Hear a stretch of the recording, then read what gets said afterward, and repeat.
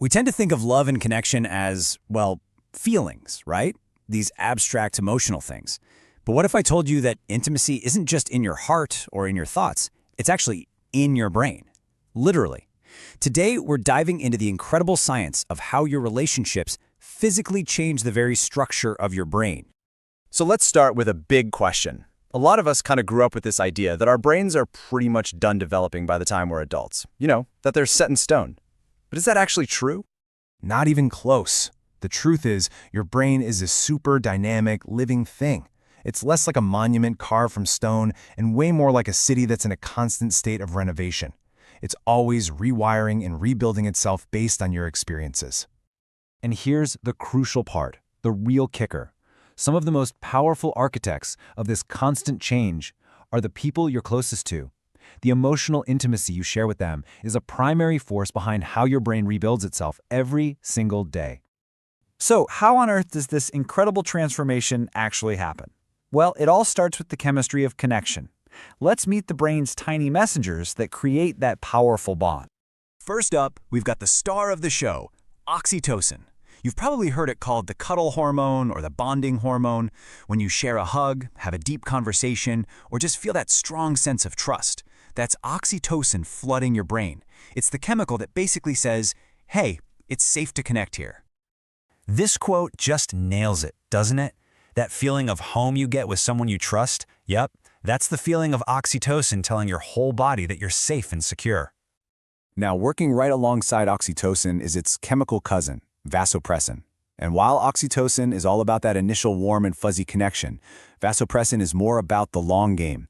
It's really strongly linked to what scientists call pair bonding, that drive to form a stable, long-term relationship and to feel protective of your partner. So, a good way to think about it is this. Oxytocin is the spark, and vasopressin is the slow-burning fire that keeps that connection strong and steady. Together, they are the biological superglue of our relationships. But you see, these chemicals are just the start. They're the spark that ignites something even more amazing, the actual physical rewiring of our brains. Let's take a look at how this happens. This whole process is only possible because of this core feature of our brains called neuroplasticity. Now, it sounds like a complicated word, but it's a really simple idea. Your brain has the ability to change.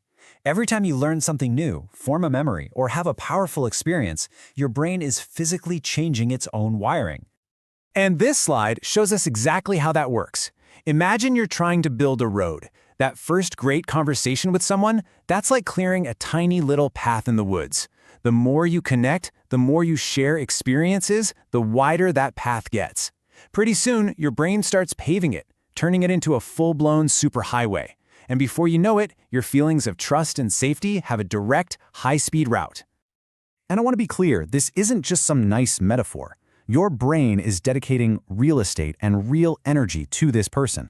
It is undergoing a physical renovation to make that relationship a central, easily accessible part of your world. Okay, so our brain is changing chemically, it's changing structurally, but so what? What's the actual payoff? Why does this matter for our day-to-day lives? Well, the benefits are enormous. This slide says it all. When you're stressed and you feel alone, your brain's fire alarm, a little part called the amygdala, is just blaring. But when you have a strong, secure connection, your brain's firefighter, the prefrontal cortex, can actually step in and calm everything down. It's like having your own personal emotional support system built right into your brain. And that one change leads to all of this. Because your brain isn't constantly stuck in fight or flight mode, you naturally experience less anxiety. Your ability to understand others, your empathy, it actually grows. You get better at managing your own emotions, and you can even solve problems more effectively because all your cognitive resources aren't being hijacked by stress. It all leads to this deep, foundational sense of safety in the world. So let's bring this all home. What's the big takeaway from all this science?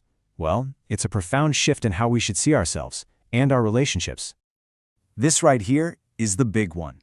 Our brains aren't just these isolated computers inside our skulls.